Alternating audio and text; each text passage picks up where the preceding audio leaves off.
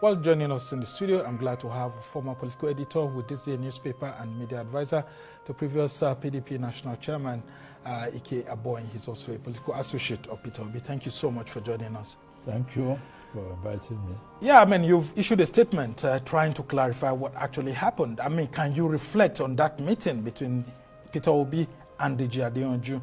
And you have said that Deji had wanted a ticket for the Ahmad Buhari federal constituency to be given to him by the Labour Party.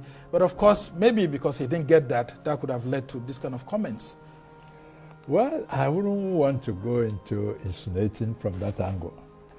I was actually at the meeting, not only at the meeting, but I brokered it. You see, ever since this issue of defamation of character by barrister Deji towards Peter OBI commenced, I've been seeing the videos circulating all over. I've been seeing people say all kinds of things, but I've not been able to pick up the interest to talk about it, because I see it as a situation where those you look up to, people you held at high esteem, you know, when they begin to embarrass themselves, when they begin to dance naked in the public space, then you feel ashamed of yourself to even look at them. This barrister Deji is someone I respect. I'm not his follower and I am not his fan, but I respect him. I always hold him at a higher esteem, because I used to think he is, at least, he's a youth, a vibrant personality that knows beyond religious and tribal differences, and he's a learned man that understands facts about life.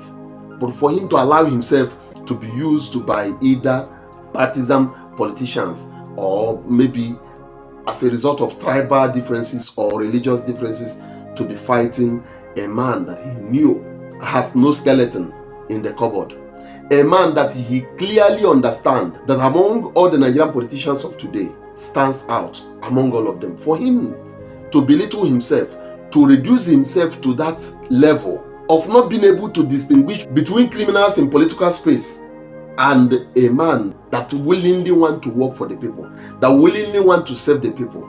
Now he is dragging Peter OBI for nothing, dragging and denting the image of Peter OBI at his will. Like, for me, when I say because he's a Yoruba man or because he's this, or because he is Deji, because of the person he is in the society, because of the way people see him. If you want to support APC, Bola Ahmed Tinubu is his kinsman, he's a person from his own clan. If you want to sell his conscience, swallow shame and support government that he understands that cannot take the nation anywhere, even though he is still younger, let him go ahead and do that and leave Peter OBI alone. Let him go ahead and support whoever he wants to support. But for him to soil his name, for him to come out soiling his own name, thinking he is soiling Peter OBI's reputation, I must tell you, it's the highest disdain of his own personality. The worst thing that he can ever do to himself, to belittle himself to that extent. It's too bad. I want you to watch this video so that you can understand the reasons, the meeting between Peter OBI and Deji, how Peter OBI was able to bribe him. I just want you to watch the video, but please share it for other people to see it. You don't fight an innocent man. Peter OBI remains an innocent person. Do you think all these things that every politicians are fighting Peter OBI, do you think there is any corruption, any atom of corruption in Peter OBI's record? By now, being the principal opponent to APC, EFCC, they have not called Peter OBI for questioning. They have not called him to come in and explain one or two. If at all he was having any form of financial misconduct during his tenure in office, they could have called him. So all these people you see coming from left, right and center, accusing and attacking him, they are just trying to distract him.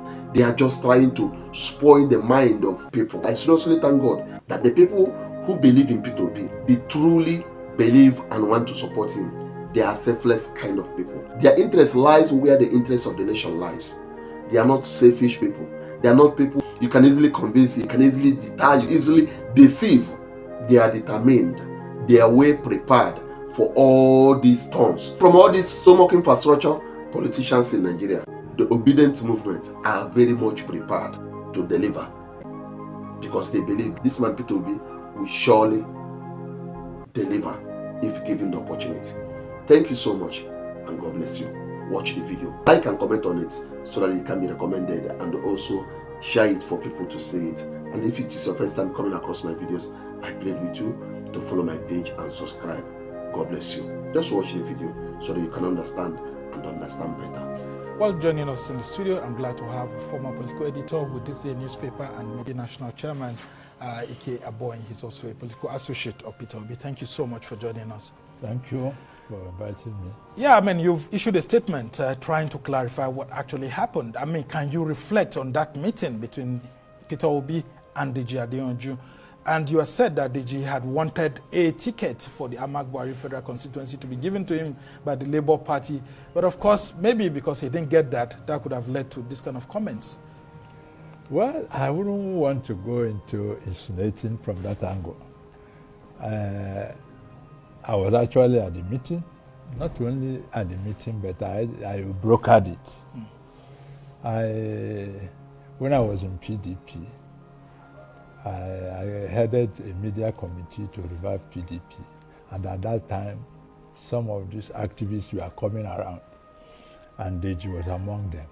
That was when I met Deji, and we cultivated a relationship. So immediately after Mr. Peter OBI got the Labour Party ticket in May 2022, the euphoria of that time, Deji was contemplating running for House of Representatives for Abuja. And I felt that the Labour Party needed somebody like him who is young and activist, popular, and all those things. And I discussed it with OBI. I said, look, we need somebody like this who can try to arouse the public. And arranged for us to meet. And three of us met in the night. And we discussed amicably. OBI, as usual, welcomed the meeting and explained his life, how he came into politics and what he has done and all those things. After explaining, Deji was also touched. He started his own story and talked about how the mother played huge impact on him and all that. Yeah, the mother case that was filed against him. No. Or his own mother. Mother. Oh, okay. I thought you understand? No. I didn't have it. Okay. We didn't discuss any other thing except after OBI finished his story, Deji now told his own story. And at the end of the day, we left there. It was a long discussion and a very friendly discussion. Because before then, Deji was in the public space, various statements and all that, supporting that this is the best man for this job. So it was based on that the meeting was even brokered in the first place. And after the meeting, 4 weeks after, he issued a statement, tweeted that OBI told him in that meeting that invested government money in his family business. That's the Anambra State government. Yes, government money in his family business. I couldn't imagine whether it's the one I attended. And you were there all through. Was there also any offer of monetary inducement? I was there. Not only that I was there, all through. I left there with Deji. Interesting. So when I saw that statement, my initial reaction was that could they have met without me? Somewhere else, apart from that meeting. You understand? Because the way he presented it was so assertive that it would be difficult for you to begin to doubt whether it's the one you participated. So I called this. I said, what happened? Did you meet with Peter OBI in another place after I left or another place? He didn't give me any response. And I issued a statement 2022. Yeah, I mean, I received that statement. Yes. We reported it. And you've just gone ahead to issue another statement. I mean, but what do you think would be the primary motive for Adeyanju's revelation? Because he says he's prepared to go to court if indeed OBI takes him to court and that he has evidence. Well, I am curious because I will love to know, in terms of what may have prompted it, that will be going into Deji's mind, which I don't want to go. You understand? But I'm curious to see if this matter gets to court. Then let me see that. Because if it's something I was an outsider, then I was okay, maybe this happened. No, you can never swear for anything. But for this one, I cannot imagine. Well, maybe the lawyers will be reaching out to you to serve as a primary witness in the case. No, but to me, this matter is a distraction to the project. You think so? Yes. You think that maybe some people, because I mean there have been allegations against Deji against him online, that maybe the APC is trying to use him. Some people even brought out, different insinuations that he had an alleged murder case previously, and then of course one of the people who helped him out was Festus Keyamo. Maybe Deji is working for the APC and all of that through the back door to stop Obi. I mean, different things. How the online space is like. I mean, do you think, as a political editor, this is calculated to distract Obi? Definitely, because given the way Deji is pursuing it, you know that there's some political undertone. Otherwise, if you made an allegation against somebody and say he's going to court, why rush to the media and start a media trial? Well, you are a lawyer. He claims that some of Peter Obi's supporters are all out against him, abusing him. See, he even allegedly said that, I mean, one of the supporters, Sarah Ibrahim, had called his wife a whore, and I mean, all sort of things happening. And Peter Obi did not caution his supporters, particularly this person, allegedly. I don't know whether he's in Peter Obi's camp to know how Peter Obi reacts to things. Because he's not qualified to say that Peter Obi did not do something, because he wouldn't know and he's not there. But the truth of the matter is that the way Deji is taking it, if you have made an allegation against somebody and you are a lawyer, go to court. Like I said, when this meeting took place, Deji was not a lawyer. Yes. And now he is a lawyer. I expected something more mature in handling this case. Yeah, but I love the way you actually put it too, that these gentlemen are your friends, two of them, and that you would love to see how this can actually be settled. Is there any way that there could be maybe an out-of-court settlement if it doesn't get to court, or you wouldn't even allow it to get to court in the first instance? Is there any way you could bring these two gentlemen together? Well, you think it's too late? I am not a lawyer, and when lawyers are involved in a case, it's only them that will determine the extent. Me, as a journalist and a friend of the two, I don't mind. Because he's on the board. Yeah, but he feels injured. I mean, he said his reputation has been injured. Deji too is also saying that he feels injured by obedience who are also abusing the hell out of him and all of that. The thing is, anybody who has been following Obi's trend, Obi don't react to criticism, except when he goes to personalized things like this. All right. You understand? He doesn't like it. Even this one, I can tell you, pressure is on him. Why are you going to court? Yes, I mean... You understand? you understand? But the point is, it has to do with his reputation. So at a point, you have to look at both ways. But it doesn't mean it cannot be out of court. You understand? It's something that can be settled out of court. But it depends on the disposition of... If the media trial continues, nobody will just sit down and wait. But the most important thing is that it's a distraction to the main project. All right, Aboyin, before we actually end this conversation, I want to speak from a higher level. Some people are saying that Peter Obi, by threatening to go to court, that means that he can't swallow what his own supporters are giving to others. That people like President Bola Tinubu, I mean, a whole lot of obedience have abused him, but he chose not to go to court. That can't Peter Obi act from a much more higher level? And, look at this, maybe like a distraction and ignore it.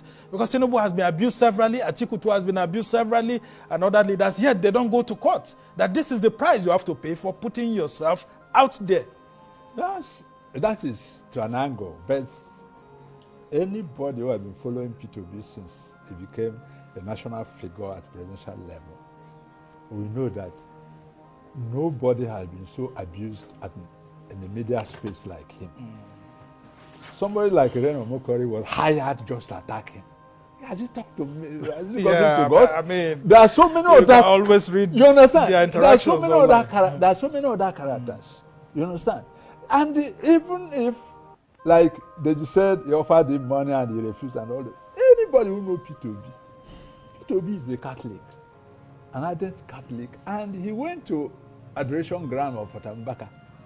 And Mbaka wanted him to pronounce a mount with the crowd there who will clap for him and they will pray to him. Say, look, I don't mention money. Yeah. Show me the project, I'll do for you. And I will do it. And this created some dispute between him and Father Mbaka. All right, that is Peter OBI when it comes to money issue. This matter, there are so many criticisms Obi has received. This because this touched on his person. He had, look, the presidential spokesperson, Bayo Nanuga, woke up the other day and said Peter was organizing